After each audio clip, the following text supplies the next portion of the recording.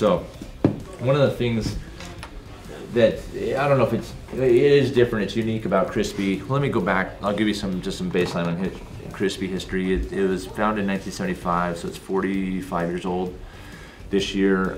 It was founded by a guy named Alessandro Marcolin. He has been building boots for about 15 years before that.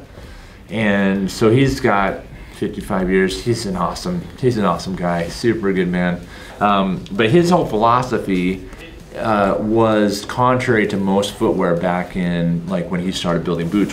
And as you guys know, European footwear is usually built for precision, and it's often a little bit more narrow toe boxes because they're using them for like real precise, like footing and cliff climbing and stuff like that. Climbing and trekking and scrambling. So he said, hey, if we're gonna make a boot for hunting, which was one of his original boots, his philosophy was, we're gonna start building stuff that's comfortable. Now that doesn't sound like rocket science or revolutionary, but at the time it was. So all of the last, or the shape that we build the boots around, if you guys seen, like if you have dress shoes, you put like those cedar shoe things in. Shoehorn. The last looks just like that.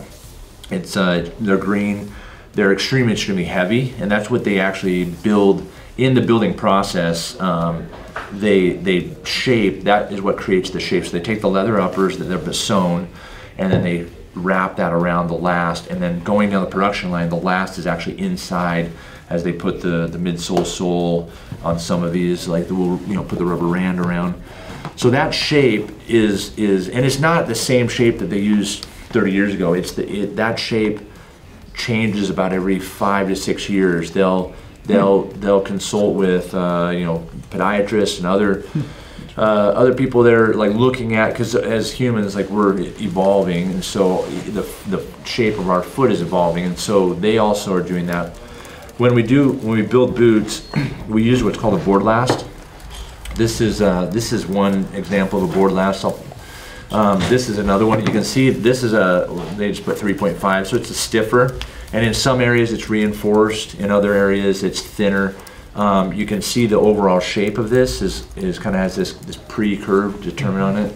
This is similar to what comes out of the Hunter or the Nevada. Well, this is out of the Hunter. The Nevada has 3 little like ridges in here to create a little bit more of a flex in the toe. This is out of the Laponia. The back of it's more rigid, the front of it. This is also what you'll see in the Ativa. So this is what you'll see in the Ativa, where you've got a lot of flex in the front, a little bit more out here in the toe, a little stiffer, and then stiffer in the back. A board last is essentially can only be done like in a hand-built process. So they take the upper of the leather, it goes down and wraps around the board last, and then that gets married up with a midsole and a sole, and this is how we buy them from Vibram. So like this one right here, the Crispi claw sole, a little more of a running shoe shape. You'll see that on the Thor, on the Laponia. That's a different one from Vibram. This is the Crispi proprietary sole that Vibram builds, and this, you can see the width of that. It's a wider base, less kind of shoe shape. This is more of like a trailing type shoe shape. This is definitely got boot written all over it. So some guys will look at like the Summit, which is a really lightweight upper, but it's employing a 2 different density EVA midsole, which keeps it light, but it definitely is more boot than. And you look at like the Laponia, which we don't have here. Laponia is a leather upper, really lightweight, but it runs that Crispi claw sole.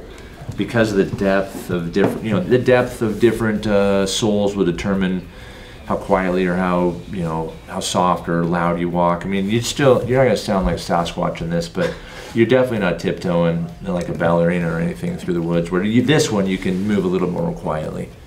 But so we take these board lasts, and that gets the leather comes down and wraps around here.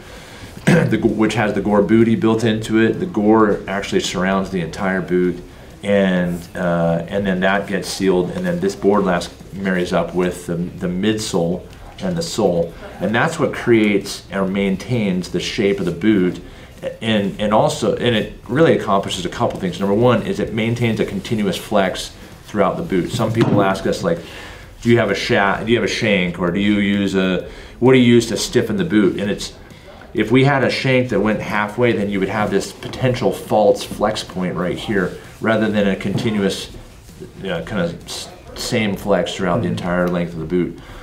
The other thing that this board last does is it creates what I call a pre-flex or a rocker. And so this boot, as I push this midsole up, comes right here, and you can see on any of our boots, like it really has kind of a rocking point. That does two things. The first is it almost pre-shapes the boot to your foot. Now, if we had a boot that didn't have any, I mean, this is flat, right?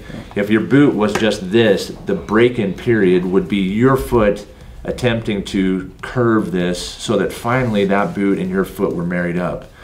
Because we use a board lasting system that can essentially only be done handcrafting these boots, it creates, or it almost minimizes the break-in period. The amount of time required to break in our boots, I typically will tell guys, and you can tell people, customers you work with, like I'll tell, like on a Wyoming or a Nevada or a guide, I'll tell a guy, 2 to 4 hikes of 2 to 4 miles each, and you should be pretty ready. So, and then the second piece, that rocker, if you've worn our boots, it almost feels like it propels you into each step. So as you come through the step, that kind of rocks you forward, and that is there's a very small energy savings in every single step. So if you're walking 15,000 steps in a day, which is pretty typical for a standard hunt, the amount of foot fatigue that you're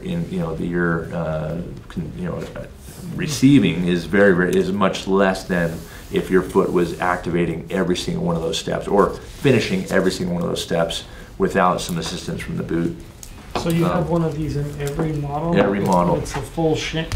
Yeah. Shank, not a. Yeah. You don't do any with like a quarter, half shank or anything like that. Yeah, it's the board. They vary in thinness. Yep. And flexibilities. Like this one's obviously much more. Yeah, and you can see that kind of ridge right there. Yep. And this one has a little bit of a different style of ridge. Every single boot has a board last in it. Yeah, and it's impossible. The way we build boots, it'd be impossible to not include it. Even our casual shoes, which we mostly sell in Europe, and we're starting to bring some more into the U.S., they all still employ that same system. Is it nylon? It's all sorts of materials. In fact, there's some that they have a boot called the Rainier in the European system, as well as the mountaineering boots. Those use sometimes carbon fiber. Sometimes this fiberglass or this nylon is a lot more dense. Sometimes it's a woven. It's all sorts of different materials based on what we want the performance of that boot or the performance that board lasts to do. Like I was saying on the Nevada, and I wish I had one here, but it's got these 3 little creases in here that just allow that flex. Because right now this flex right here is not as, it's pretty stout. I think this is what's in the Hunter. And that Nevada just really allows that toe to kind of curl. So where you'll get stiffness and stability, you get torsional stability here, you'll still have a good flexing toe. And some people don't want that, right? There's other brands, and even models like the Thor or Brickstall or the Brickstall SF, where you get a little bit of curl on the toe, but it's stiffer out through there. Because some guys are like, if you're on a sheep hunt or something or goat hunt and you want to edge, you don't want that to give out at all. Yep.